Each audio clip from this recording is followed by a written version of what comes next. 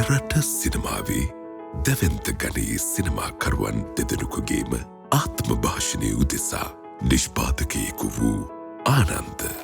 පාසල් සමයේ අන්තිම දවස්වල කරාටි කියන ක්‍රීඩාවට යොමු වුණා.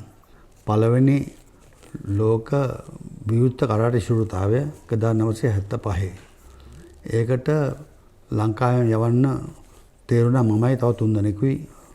ජපාන් මට කළුපටි සම්මානයක් හම්බුණා. ඉන්පස්සේ අපේ කරාටි සංගමයට ආරාධනාවක් ආවා චිත්‍රපටයකින්. ඒකේ සටන් පුහුණුව කරන්න පුළුවන්ද කියලා. පස්සේ ඒකට මම ඉදිරිපත් වුණා. ඉදිරිපත් වෙලා මම සටන් පුහුණුව කරේ ටෝනි රන්සිංහට. එයාට ඩබල් කරා. ඒ ෆිල්ම් එකේ නම පෙම්බර මధు. ආනන්ද අබේනායක ස්වකීය ආත්ම භාෂණය උදෙසා භාවිතා කරන ලද්දේ සිනමාව නොව ටෙලිනාට්‍ය කලාවයි.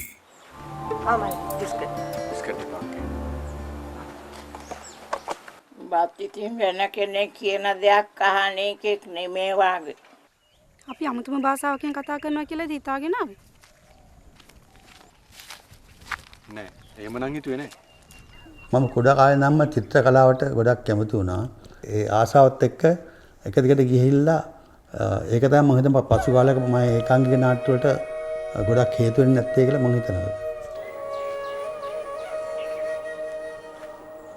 අනේ ආයි බණ්ඩ අපි මේක අල්ලලා දාමුද? අල්ලලා දාන්න? ඒ කිව්වේ? ඒ කිව්වේ ආයි බණ්ඩ ඔන්නේ කාලකන්ණියට යන්න ආරිමු. සංසාරේ පේසුරහන් කියන ටෙලි නාට්‍ය මාලාව අවුරුදු 33ක් තිස්සේ දැන් තාමත් කරනවා. ඒකෙන් මම හිතනවා මට සමාජයට ලොකු පණිවිඩයක් දෙන්න ලැබුණා කියලා.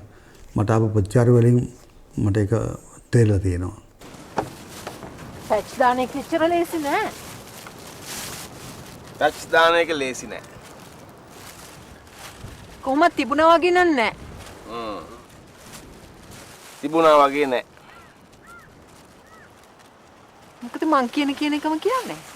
මම ටෙලි නාට්‍යයක් ගන්න ඉස්සෙල්ලා හැමදෙස්සම බලනවා මේ ප්‍රස්තුතය ගැලපෙනවද අපේ සමාජයට කියලා. ඒ කියන්නේ ගෙදර පවුලේ කට්ටියකට ඉඳලා බලන්න පුළුවන් දෙයක්ද මේක ඇතුළේ තියෙන්නේ කියලා මං ඉතා උනන්දුවෙන් බලනවා.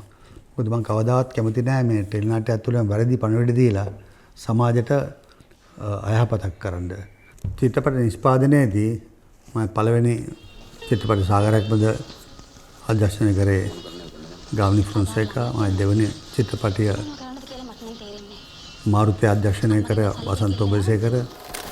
මේ පාර විලං කිරීම නැත්තම් අපි ඔක්කොම අමාරුවට මේ බලන්නකො මිසිස් වික්‍රමරත්න දැන්ටම දිනලා වගේ ඉන්නේ.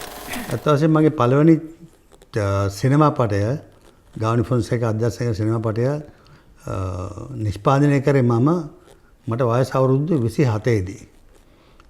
ඉන්පස්සේ මම පළවෙනි වරට චිත්‍රපටය අධ්‍යක්ෂණය කරේ මට වයස අවුරුදු 72 දී.